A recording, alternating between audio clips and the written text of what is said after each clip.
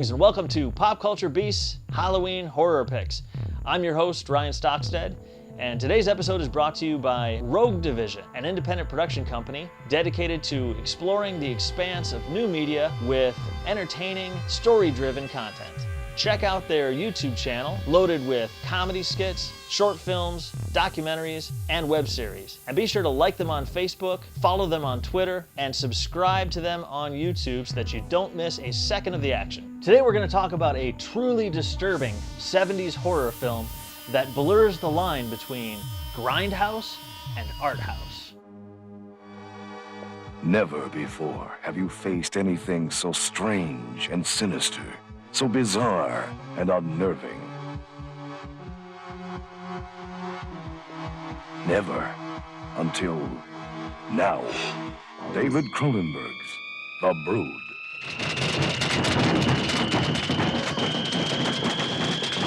The Brood, 1979. This movie is scary as hell. It was written and directed by David Cronenberg, who had already made Shivers and Rabid, and was beginning to establish himself as a horror director of some distinction by the time The Brood came out. Still, I'm not sure there's any way to really prepare yourself for your first viewing of The Brood, and that was certainly the case with audiences upon its initial release.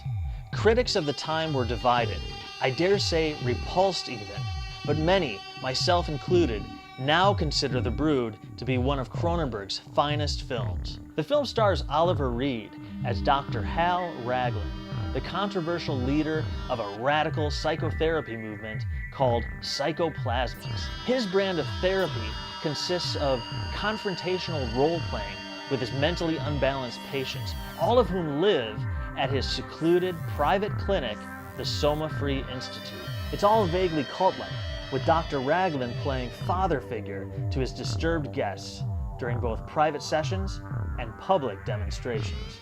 Don't, Daddy. Don't. What?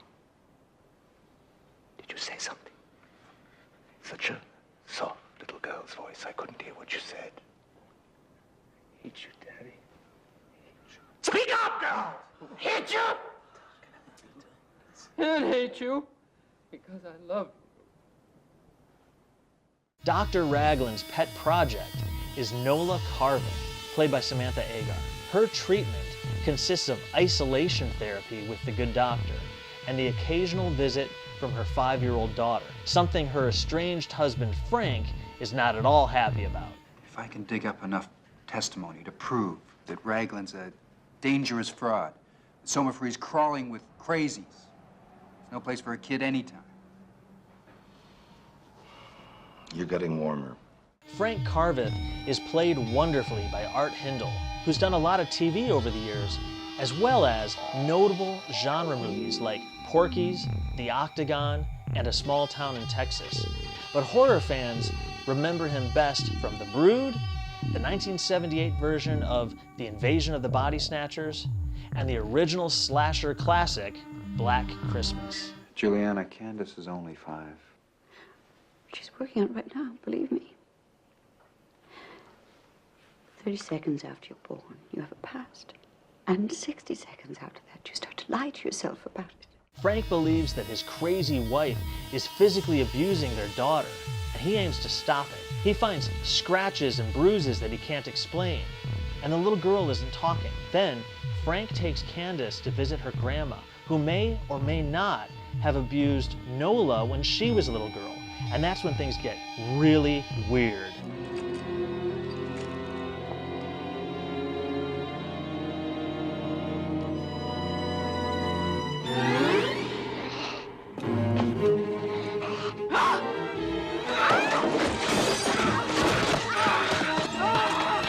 Much of the satisfaction in watching The Brood comes from the unraveling of its central mystery. Who or what are the mysterious child/dwarf monsters that are terrorizing young Candace?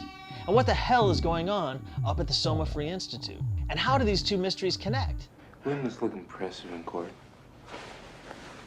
Hmm? You like it? I do. That's Raglan. That's psychoplasmics. The Brood is an intelligent and layered horror movie, that manages to terrify and entertain, but also say something about the concept of family. Not all people grow up in idyllic households with perfect families. Divorce, abuse, secrets, the fear that every parent has that they're screwing up their kids. Cronenberg uses these themes as the bridge between his trademark blend of psychological horror and body horror. You know, sometimes it just kills me to think that I might have screwed my kid up already. She's not even 6. It's not just you. No. No, sometimes when I'm being easy on myself, I say, well, it's not your fault. You got taken in. You got involved with a woman who married you for your sanity, hoping it would rub off.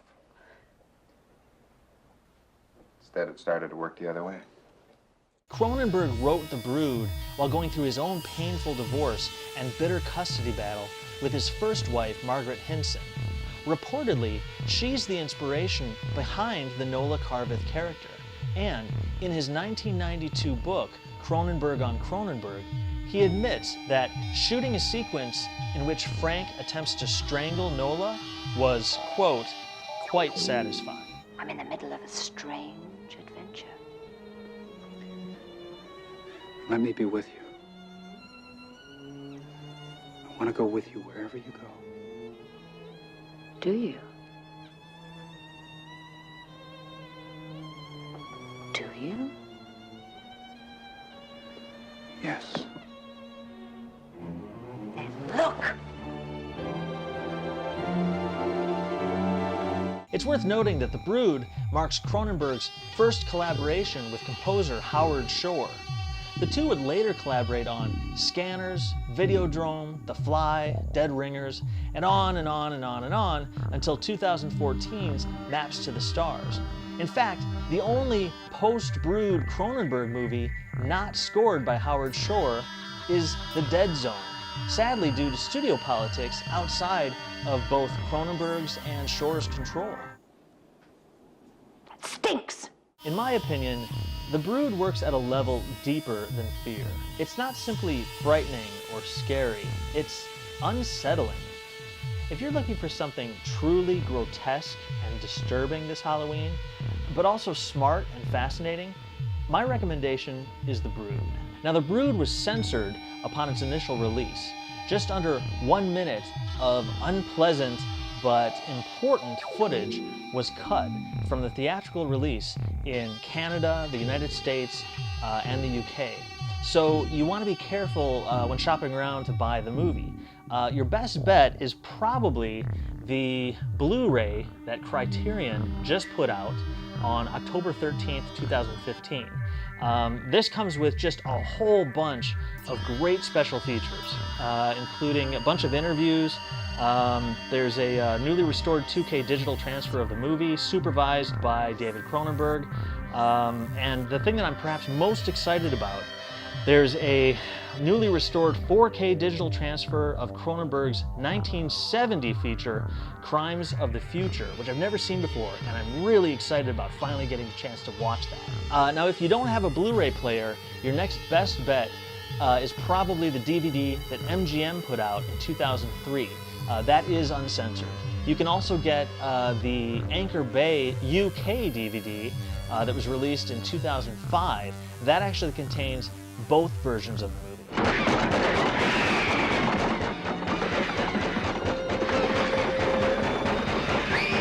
We're doing a very special Viewer's Choice episode this season. Please go have a look at the second round of our poll. We've tallied your previous votes and announced your top 10 horror movies. Take a look at that list and then vote on any and all that you'd like to see us review. We'll cover the highest voted movie in the penultimate episode of Season 2. But be sure to vote by this Sunday night or Monday morning. That's when we close down the poll and begin preparations for the Viewer's Choice episode. Thanks for watching Pop Culture Beast's Halloween Horror Picks. I'm your host, Ryan Stockstead. Be sure to like Halloween Horror Picks on Facebook and subscribe for new episodes every Monday, Wednesday, and Friday in October, right here on the Pop Culture Beast YouTube channel. Thanks again for watching. Watch horror movies. I'll see you next time.